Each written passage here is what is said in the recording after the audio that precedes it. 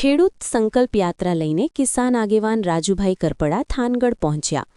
કિસાન સંકલ્પ યાત્રા થાનગઢની અંદર 100 ગાડીના કાફલાની સાથે કિસાનોને લઈને થાનગઢના અનેક વિસ્તારની મુલાકાત લીધી હતી। ત્યારે રાજુભાઈ કરપડાને અનેક વિસ્તારની અંદર સાલ અને હાર પહેરાવીને અનેક જગ્યાએ સ્વાગત કરવામાં આવ્યું હતું। આ સંકલ્પ યાત્રા લઈને રાજુભાઈ કરપડા સાથે મોટી સંખ્યામાં જ્યારે થાનગઢ પહોંચ્યા ત્યારે મોટી સંખ્યાઓની અંદર આમ આદમી પાર્ટીના કાર્યકરો રાજુભાઈ કરપડા સાથે જોડાયા હતા અને રાજુભાઈ તુમ આગે બઢો હમ તુમ્હારે સાથ હૈ તેવા નારા પણ લગાવવામાં આવ્યા હતા। આ સમયે ખેડૂત આગેવાન રાજુભાઈ કરપડાએ જણાવ્યું હતું કે ખાસ કરીને ખેડૂતના જે પ્રશ્નો છે તેનું નિરાકરણ માટે તુલસી શ્યામથી આ યાત્રા શરૂ કરવામાં આવી રહી છે। ખાસ કરીને જ ખેડૂતને કેવી રીતે દેવામુક્ત કરવા, પાકનું પૂરેપૂરું વળતર મળે, સૌરાષ્ટ્રમાં ઘણી જગ્યાએ પાણી પહોંચ્યું નથી અને તેના ખેતર સુધી આપણે કેવી રીતે પાણી પહોંચાડી શકીએ, ઘણી જગ્યાએ હાઈ ટેન્શન લાઇન ઊભી કરીને ખેડૂતોને પૂરું વળતર નથી મળતું, એવા અનેક પ્રશ્નો બાબતે આ અમારી યાત્રા છે અને બિનરાજકીય યાત્રા છે। તમામ પક્ષોને હું આમંત્રણ પણ આપું છું કે અમારી સાથે જોડાઓ અને વિપક્ષના અમુક રાજકારણી પક્ષ ખેડૂતના ખંભે બંદૂક રાખીને પોતાના રોટલા શેકવા માંગી રહી છે તે થવા દેવું જોઈએ નહીં। અમારો એક જ પ્રશ્ન છે, એક જ સંકલ્પ છે કે કિસાનોને ગુજરાતની અંદર ઇતિહાસમાં 40 વર્ષથી જે ન્યાય મળ્યો નથી તે ન્યાય માટેની યાત્રાનું આયોજન કરવામાં આવ્યું હતું। રિપોર્ટર ભરત દવે, સમય 24 ન્યૂઝ, થાનગઢ। શું કહેશો રાજુભાઈ, કિસાન યાત્રા? ખેડૂત સંકલ્પ યાત્રા ગુજરાતના ઇતિહાસમાં છેલ્લા 40 વર્ષથી ક્યારેય ન નીકળી હોય એવડી સૌરાષ્ટ્રમાં ખેડૂતોની તાકાત બતાવવા માટે, ખેડૂતોનું મજબૂત સંગઠન બનાવવાના આશયથી ખેડૂત સંકલ્પ યાત્રાની આવતીકાલથી તુલસી શ્યામથી શરૂઆત થઈ રહી છે।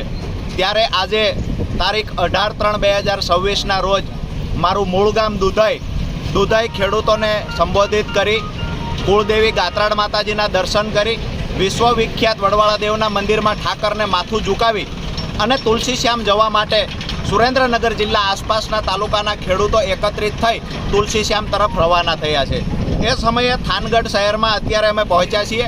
ખૂબ મોટી સંખ્યામાં દરેક વોર્ડ વાઇઝ, દરેક ચોકની અંદર જ્યારે ખેડૂતો, થાનગઢના વાસીઓ, શહેરીજનો, માતાઓ, બહેનો ઉમળકાભેર જે સ્વાગત કરી રહ્યા છે એ સ્વાગતથી દેખાય છે કે આવનાર દિવસોમાં ખેડૂતના સંગઠન મજબૂત બનાવવા માટે અને ખેડૂતની સમૃદ્ધિ માટે મેં સપનું જોયું છે, આ સપનું સાકાર થવા જઈ રહ્યું હોય એવું લાગે છે।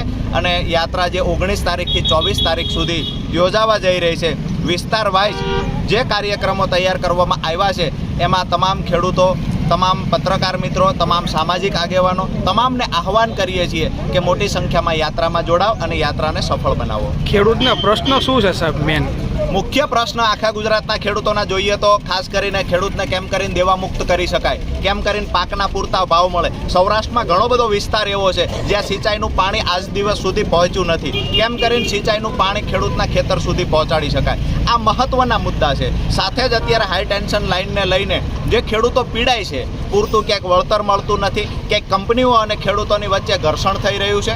એવી જ રીતે સૌરાષ્ટ્રના અલગ અલગ વિસ્તારમાં જ્યાં સૌની યોજનાની લાઇન પસાર થઈ છે ત્યાં સ્કાવરવાલ આપી અને ક્યાંક ને ક્યાંક અમુક તળાવો, ડેમો ભરી શકાય એવી સ્થિતિ છે, પરંતુ ક્યાંક રજૂઆતના અભાવે, ક્યાંક રાજકીય દ્વેષના અભાવે, ક્યાંક ને ક્યાંક એક પાર્ટી રજૂઆત કરે તો સત્તા પાર્ટી સ્વાભાવિક છે કે સામેની રહેલી પાર્ટીને જશ ન મળે એટલા માટે, અથવા તો જશ ખાટવાની ગણતરીએ વિપક્ષમાં રહેલી પાર્ટીઓ ખેડૂતોને ક્યાંક ને ક્યાંક હાથો બનાવી, ક્યાંક ને ક્યાંક ખેડૂતના ખંભા પર પગ મૂકી અને પોતાના રાજકીય રોટલા શેકતા હોય એવું લાગે છે। આ સમયે અમે નક્કી કર્યું છે કે બિન રાજકીય રીતે મજબૂત ખેડૂત સંગઠન બનાવી, સ્થાનિક ખેડૂતોના પ્રશ્ન છે એની યાદી તૈયાર કરવી, સાથે જ જે મુખ્ય પ્રશ્નો છે એ પ્રશ્નોનું નિરાકરણ કેવી રીતે લાવી શકાય, શાંતિથી સરકારમાં રજૂઆત કરશું, યોગ્ય ઓફિસોને, યોગ્ય અધિકારીઓને રજૂઆત કરશું અને પરિણામ નહીં મળે તો આ સરકાર સામે મજબૂતાઈથી પૂરા સૌરાષ્ટ્રના ખેડૂતો રજૂઆત કરવા ઉતરશે। કેટલા દિવસનો પ્રવાસ છે, યાત્રા છે?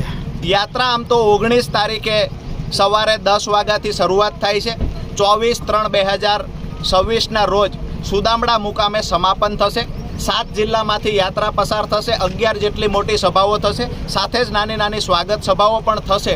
પરંતુ 19/3/26 સવારે 10 વાગે તુલસી શ્યામ પહોંચવાનું હોય એટલે આજે અમે 18/3/26ના રોજ સુરેન્દ્રનગરથી તુલસી શ્યામ જવા રવાના થયા છે। સૌથી મહત્વની વાત એ છે કે તુલસી શ્યામ મંદિર એક જંગલમાં છે, ક્યાંક ને એવું બને કે ખેડૂતો ગામડાઓની અંદર એકત્રિત કરવા સહેલા છે, પરંતુ પહેલીવાર એવું બનશે કે જંગલની અંદર પણ ખૂબ મોટી સંખ્યામાં ખેડૂતો એકત્રિત થશે અને તમામ રાજકીય પાર્ટીઓને ખેડૂતોની તાકાત શું છે એના દર્શન કરાવશે.